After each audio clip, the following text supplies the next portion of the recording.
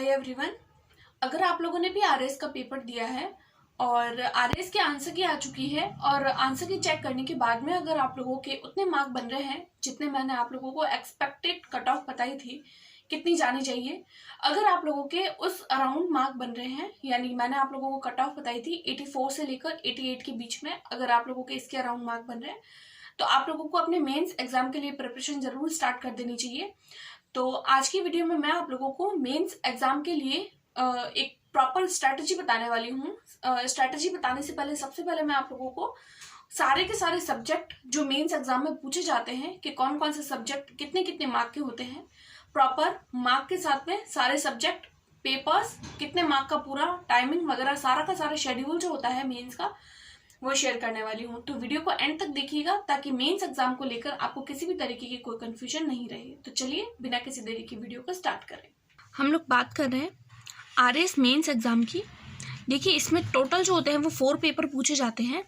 Paper 1, paper 2, paper 3 और paper 4। देखिए 4 paper होते हैं।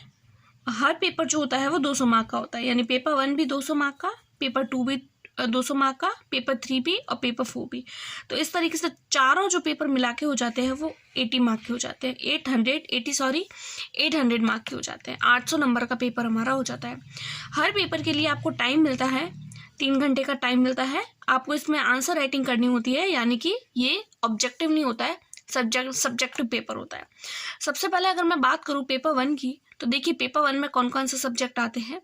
हिस्ट्री 75 मार्क की, अर्थशास्त्र 65 मार्क का, समाजशास्त्र 20 मार्क का, प्रबंधन वो भी 20 मार्क का और लेखांकन 20 मार्क का।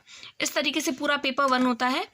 इसके बाद में अगर मैं बात करूँ पेपर 2 की, पेपर 2 में प्रशासकीय नीति शास्त्र पूछा जाता है 65 मार्क का, विज्ञान आती है 70 मार्क की, भूगोल होती है 65 मार्क की।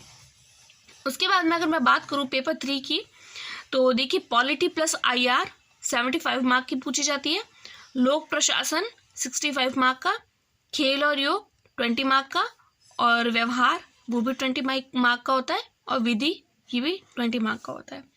उसके बाद में मैं बात करूँ पेपर 4 में, तो देखिए पेपर 4 में सिर्फ 2 ही सब्जेक्ट होते हैं। एक तो होता है हिंदी जो 120 मार्क का होता है, एक होता है इंग्लिश जो 80 मार्क का होता है। देखिए ये चारों सब्जेक्ट होते हैं वो ऑब्जेक्टिव नहीं होते हैं बल्कि सब्जेक्टिव होते हैं, यानी आंसर राइटिंग करनी होती है। अगर आप लोग भी आरएस के लिए प्रिपेयर कर रहे हैं तो आपको अभी से ही अपनी आंसर राइटिंग की प्रैक्टिस जो है वो अभी से ही स्टार्ट कर देनी चाहिए, चाहे आपका प्री में हो रहा हो या फिर नहीं हो रहा। अगर आप लोग प्री की कट ऑफ के अराउंड आ रहे हैं तो आप लोगों को ज़रूर अपने आंसर राइटिंग की प्रैक्टिस को स्टार्ट कर देना चाहिए।